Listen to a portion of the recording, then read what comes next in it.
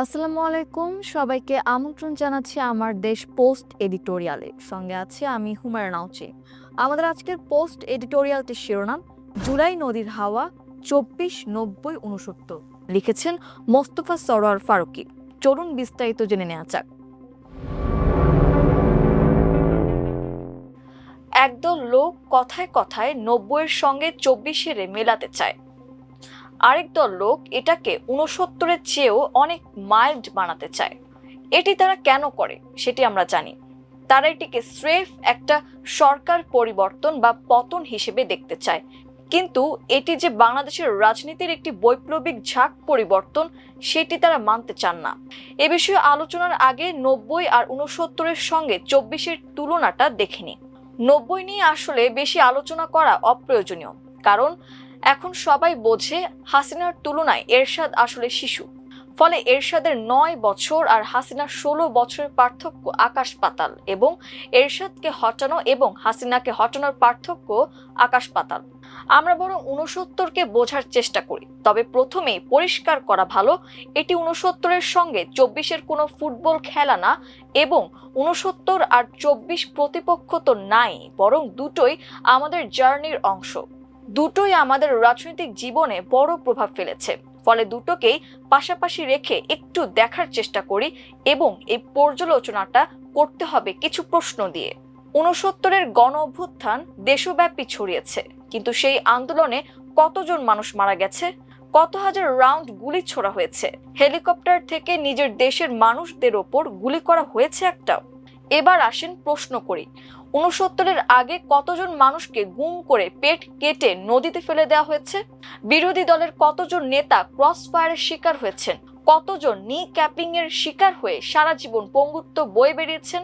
যারা ওয়াকিবহাল নন তাদের জন্য বলছি, হাসিনার আমলে অনেক ধরনের ভয়াবহ উপায় ওরা বের করেছিল মানুষকে অত্যাচার করার জন্য। এর মধ্যে একটা হচ্ছে হাঁটুর কাছে গুলি করে চিকিৎসা না করতে দেওয়া, পরে ওই পা কেটে ফেলতে হতো। সারা জীবন এভাবেই তাদের পঙ্গুত্ব বয়ে বেড়াতে হতো। এটি খুলনা, সাতক্ষীরা, যশোর বেল্টে প্রচুর হয়েছে। ৬৯-এর আগে বিরোধী দলের কতজন সদস্যের চোখ উপড়ে ফেলা হয়েছে, যেটি হাসিনার আমলে প্রচুর হয়েছে। ৬৯-এর আগে কত লক্ষ লোক ভুয়া মামলায় নির্যাতিত হয়েছে। এই ১৬ বছর যে হাজার হাজার গায়েবী মামলা হয়েছে, এটি বিশ্ব রেকর্ড কিনা গবেষণা করে দেখা যেতে পারে। আগরতলা ষড়যন্ত্র মামলার কথা আমরা জানি। এই ১৬ বছরে তো খালেদা জিয়া, তারেক রহমান সহ আজকের সরকার এবং বিরোধী দলের নেতাদের নামে কয়েক ডজন ষড়যন্ত্র মামলা হয়েছে, ভুয়া মামলায় সাজা হয়েছে। ৬৯-এর আগে কতজন রাজনৈতিক নেতা বিচারের নামে হত্যাকাণ্ডের শিকার হয়েছেন?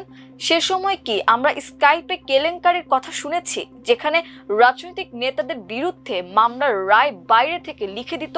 ৬৯-এর আগে দেশের প্রধান বিচারপতিকে গোয়েন্দা সংস্থা জোর করে রিজাইন করে বিদেশ পাঠিয়েছে, এরকম নজির আছে? এবার সবচেয়ে গুরুত্বপূর্ণ অংশ, সেটি হচ্ছে স্বাধীন দেশের পরাধীনতার কলঙ্কিত অধ্যায়। বাংলাদেশ তার ইতিহাসে এই ১৬ বছরের মতো পরাধীনতার শৃঙ্খলে আর কখনো পড়েনি।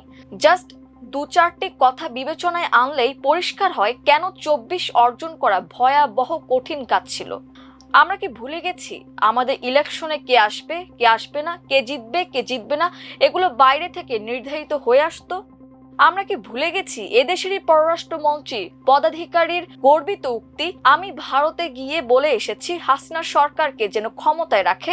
আমরা কি ভুলে যাব কিছুদিন আগে ট্রাইব্যুনালে দেওয়া সাবেক সেনাপ্রধানের সাক্ষ্য, যেখানে তিনি বলছেন কিভাবে আমাদের জাতীয় নিরাপত্তা সংস্থাগুলো কম্প্রোমাইজড হয়েছে? কুঠার ভুলে যেতে পারে, গাছ ভোলে না। বাংলাদেশের মানুষ এগুলো ভোলেনি, ভুলবে না। ভুলবে না জুলাই খালি ৩৬ দিনের হত্যাকাণ্ড থেকে নাজাতের ঘটনা না, জুলাই ১৬ বছরের অত্যাচার থেকে নাজাত। আজকে এক ধরনের আত্মঘাতী প্রশ্রয়ে কোথাও কোথাও টেলিভিশন আর নিউজ পেপারে যেসব লোক বলেন জুলাই তেমন বড় কিছু না, তারা বড় ধরনের শয়তানি করেন। যারা জুলাইকে জাস্ট আরেকটা সরকার বদল ভাবেন, তারা একটা বড় ধরনের শয়তানি করেন। তারা এটা করেন ফ্যাসিবাদের পাপ হালকা করার জন্য। তারা ভুলেই চান এত বড় বড় অপরাধ জাস্ট মিডিয়ায় উৎপাদিত দুর্বল ন্যারেটিভে ধুয়ে মুছে যাবে না। গণহত্যার পর রিকনসিলিয়েশনের একমাত্র রাস্তা মিডিয়া পাওয়ার দিয়ে ফেক ন্যারেটিভ বানানো নয়।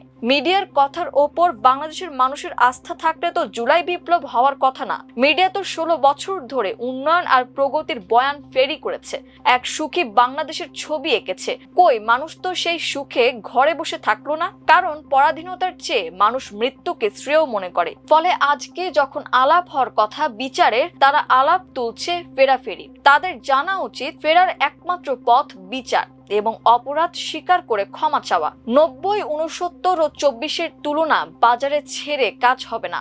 71 কেন আমাদের সবচেয়ে বড় ঘটনা, এটি যেমন মানুষ বোঝে, 24ও কেন 71 পূর্ববর্তী এবং পরবর্তী বাংলাদেশের একটা অন্যতম বড় ঘটনা, এটি মানুষ বোঝে। তাকে এটি টকশো দেখে বা নিউজ পেপার পড়ে বুঝতে হয় না, কারণ সেই জুলাই ঘটিয়েছে। সে জানে কি কাজটা সে করেছে এবং কেন করেছে। শেষে বর্তমান সরকারের সাফল্য কামনা করে তাদের উদ্দেশ্যে কয়টা কথা বলতে চাই।